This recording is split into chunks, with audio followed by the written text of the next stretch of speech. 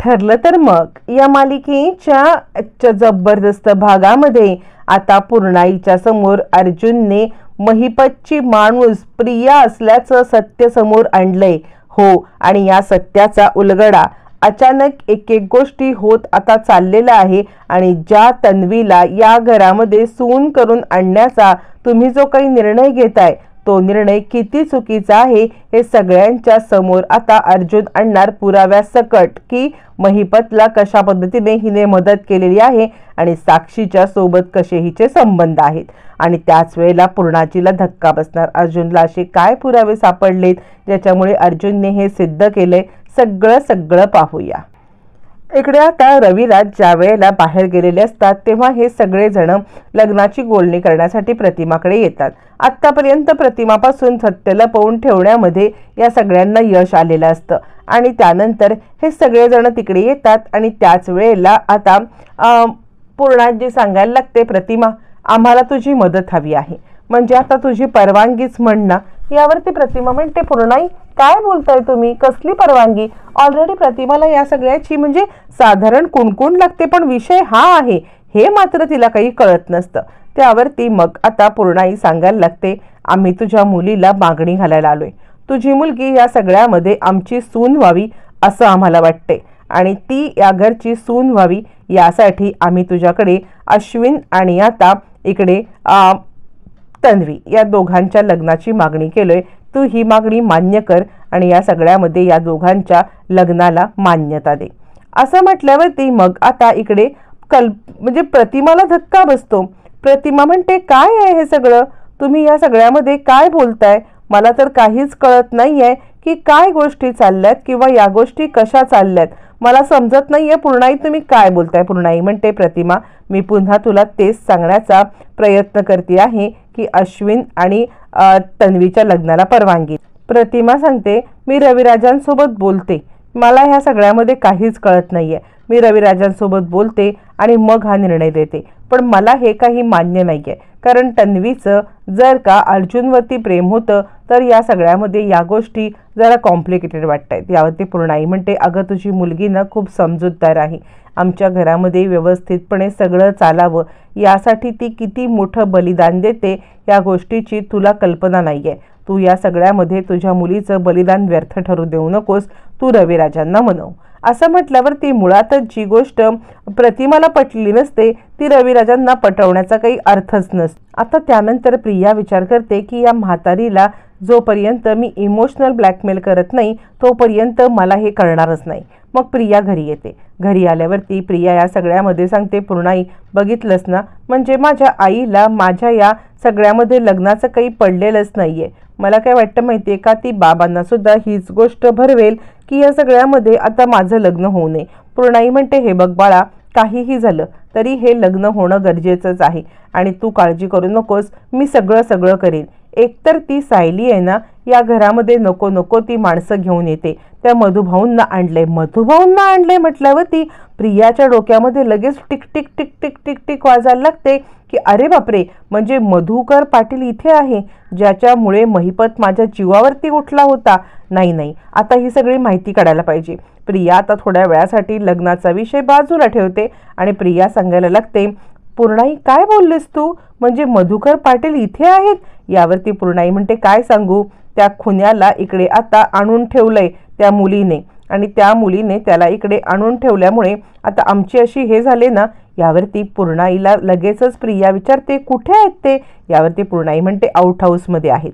तोपर्यंत प्रतिमा रविराजांना सत्य सांगायला लागते. प्रतिमा सांगते, आज पूर्णाई इथे आल्या होत्या. रविराज चिडतात आणि रविराज म्हणतात, काय गरज पडलेली पूर्णाईंना इथे यायची आणि तू या सगळ्यामध्ये मला काय सांगती आहेस?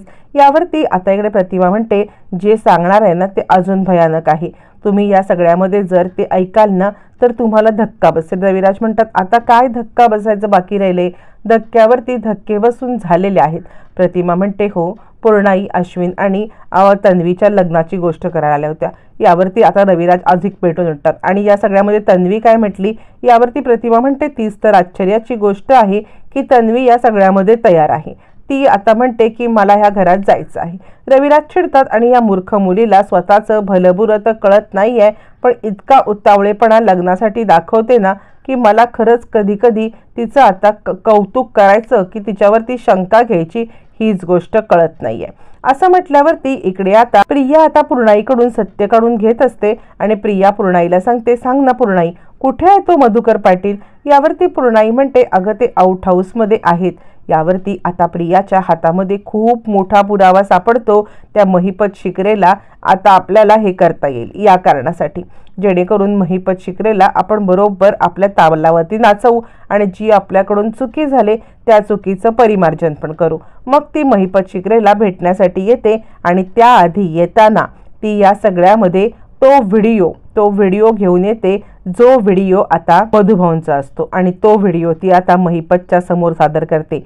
तुम्ही मला दरवेळेला काही कामाची नाही, कुचकामी आहे असं जे बोलताना ते आता बोलणं तुम्ही बंद करा. यावरती महिपत म्हणतो, का ग तू एवढी का शेफारलीस? यावरती प्रिया सांगायला लागते, मी शेफारले नाही आहे, मला जे समजले ना तेच आता तुमच्यापर्यंत मी घेऊन आलेली आहे. हा बघा, हा व्हिडिओ बघा. असं म्हणत प्रिया आता मधुभाऊंचा व्हिडिओ दाखवते आणि महिपत म्हणतो, काय हा मधुकर पाटील सापडला?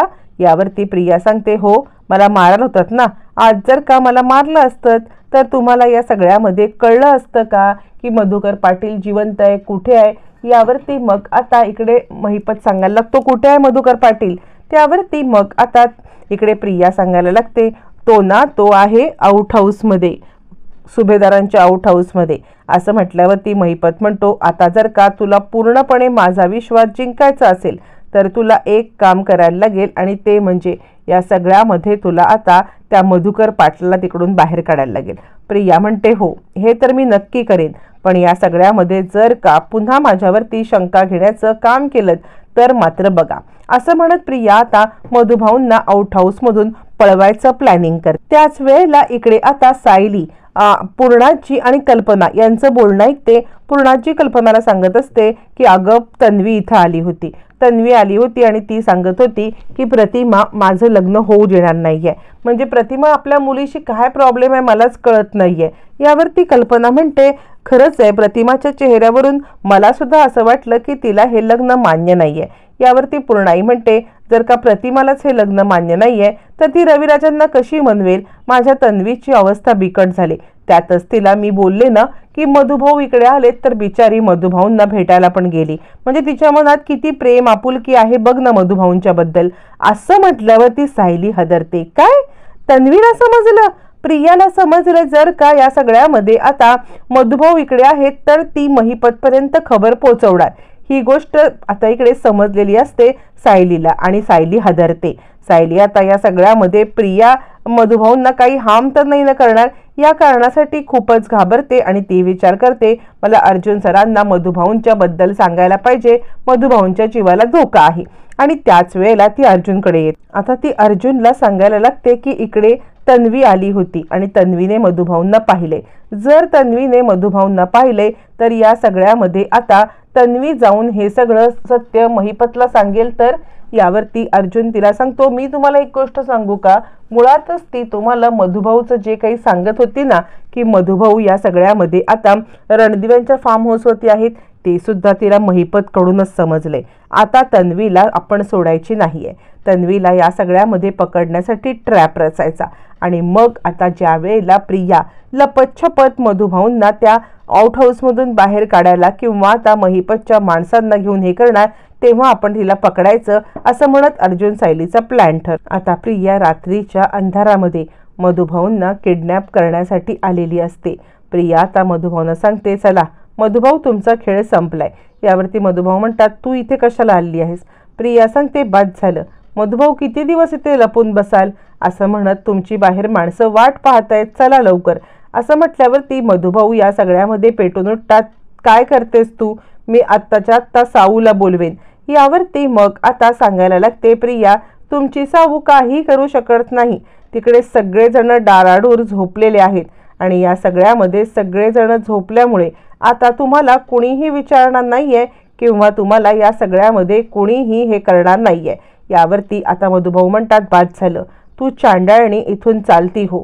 यावरती प्रिया म्हणते, मी तर इथून जाणारच आहे, पण मी तुम्हाला इथून घेतल्याशिवाय जाणार नाही. चला मधुभाऊ, बाद झालं आता. असं म्हणत प्रिया या सगळ्यामध्ये मधुभाऊंना आता हाताशी धरून खेचायला लागते. अर्जुन या सगळ्यामध्ये प्रियाचा हात धरतो, फरफटत आणतो. त्यावरती पूर्णाजी म्हणते, अर्जुन काय चाललंय हे? सगळ्या मर्यादा सोडून दिल्यास का? अर्जुन म्हणतो, मर्यादा मी नाही सोडल्यात, ज्यांनी कोणी मर्यादा सोडल्यात ना त्यांना विचार. यावरती आता इकडे पूर्णाजी म्हणते, अर्जुन तुझं अति चाललंय, काय झालंय मला सांगशील का? यावरती आता इकडे अर्जुन सांगायला लागतो, ज्या तन्वीला या घरची सून करून घेताय ना. यावरती पूर्णाजी म्हणते, लागली का तुला कुणकुण? आणि या सगळ्यामध्ये तू आता आम्हाला हे प्रश्न विचारणार? आम्ही बघू आमच्या मुलाचं काय करायचं ते. यावरती अर्जुन म्हणतो, हो ना, तुमच्या मुलाचं काय करायचं हे तुम्हीच ठरवा, मी या सगळ्यामध्ये पडणारच नाहीये. पण मला फक्त इतकीच गोष्ट सांगायची आहे पूर्णाई, जी मुलगी एका गुंडाला साथ देते तिला आपल्या घरची सून बनवणार का? यावरती आता पूर्णाजी चिडते आणि काय बोलतोयस तू? कोण गुंडांना साथ देते? त्यावरती अर्जुन म्हणतो, ही तुझी तन्वी. तन्वीने काय केलंय सत्य बघायचंय तुला? हा बघ व्हिडिओ. आता प्रिया गडबडते. मधुभाऊंना खेचत नेताना महिपतची माणसं बाहेर असतात आणि या सगळ्यामध्ये प्रिया आता हे सगळं जे करत असते ते सत्य अर्जुन समोर आणतो आणि पूर्णाजीला धक्का बसतो. काय? मग ही मधुभाऊंना का खेचायला आली? यावरती आता प्रताप म्हणतो, काय ग तन्वी, काय आहे हे सगळं? यावरती प्रिया ततपप करायला लागते, नाही मी मधुभाऊंना भेटायला गेले होते. अर्जुन म्हणतो, मला माहिती होतं ना की तू या सगळ्यामध्ये खोटंही बोलणारच आहेस. जर तू खोटं बोलणार होतीस हे सत्य मला कळलेलं होतं ना, म्हणून मी आधीच व्हिडिओ बघितलाय. हा बघा सगळ्यांनी व्हिडिओ. असं म्हणत ती जे मधुभाऊंना बोलत असते ते सगळं सत्य आता सगळ्यांच्या समोर आलेलं असतं आणि सगळेच जण हादरतात. सगळ्यात जास्त हादरते ती म्हणजे पूर्णाई. तन्वी, काय आहे हे सगळं? तू मधुभाऊंना महिपत शिकरेकडे घेऊन चालली होतीस. यावरती प्रिया म्हणते, नाही पूर्णाई, हे काहीतरी खोटं आहे. यावरती आता इकडे पूर्णाई म्हणते, खोटं काय? आम्ही हा व्हिडिओ बघतोय ना. यावरती आता इकडे व्हिडिओ असल्यामुळे मग मात्र आता अर्जुनकडे पुरावा असतो. अर्जुन म्हणतो, आत्ताच्या आत्ता मी पोलिसांनाच बोलवतो आणि सगळ्यात म्हणजे सिनियरला बोलवतो. तू ज्या महिपत शिकरेच्या विरोधात केस लढतोयस, ज्या गोष्टींना तू चीड करतो, ज्या अन्यायाची तुला चीड आहे, त्याच गोष्टींची तुझी मुलगी साथ देते. हे मी त्याला जोपर्यंत सत्य दाखवत नाही ना तोपर्यंत मी गप्प बसणार नाही. असं म्हणत, तन्वी, आता तुझं भांडं फुटलेलं आहे. तू महिपतची साथीदार आहेस. मुळातच आम्हाला हिच्यामुळे समज की महिपतने या सगळ्यामध्ये आता मधुभाऊंना किडनॅप केलंय. हिनेच दारूच्या नशेमध्ये हे सगळं सांगितलं आणि म्हणून आम्हाला हे सत्य समजलं. त्याच्या आधी आम्हाला हे सत्य काहीच माहीत नव्हतं. असं म्हणत अर्जुन या सगळ्यामध्ये सगळं सत्य उलगडतो आणि त्यानंतर तो सांगतो, कारण ही साक्षी आणि महिपती या दोघांची साथीदार आहे, त्यांनी हिला हे दिलंय. मग आता जर का एक खुन्याची साथ देणारी ही तुमच्या घरची सून म्हणून चालत असेल तर सालसपणे या घरामध्ये सगळ्यांचं मन जपणारी सायली तुम्हाला सून म्हणून चालत नाहीये. म्हणजे आता सुभेदारांच्या या सगळ्या दुटप्पीपणाला काय म्हणायचं? सुभेदारांचा हा दुटप्पीपणा इतका नेक्स्ट लेवलला गेलेला आहे ना की खरं सांगायचं तर आता या सगळ्यामध्ये मला स्वतः सुभेदार असल्याची लाज वाटायला लागलेली आहे. असं म्हणत अर्जुनने आता सगळ्यांनाच या सगळ्यामध्ये आता डोळे उघडलेले असतात. पूर्णा जबरदस्त धक्का बसतो आणि आता या सगळ्यामध्ये पूर्णाची हदरते, प्रताप हदरतो आणि ज्या मुलीला सून बनवून घेतोय ती तर आता हे सगळं असं करते आहे.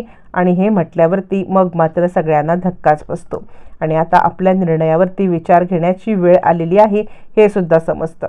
अर्जुन म्हणतो, आत्ताच्या आता इथून चालती हो आणि आता या सगळ्यामध्ये काय करायचं हे आपण ठरवूया. तुम्ही आता काय करणार हे ठरवा. लग्न करणार की आता हे सगळं तिला सोडून देणार? असं म्हटल्यावरती सगळेच जण आता विचारात पडतात. मग आता प्रियाचा निकाल काय लागणार? रविराजांना सत्य समजल्यावरती पुढे काय घडणार पाहणं फारच रंजक.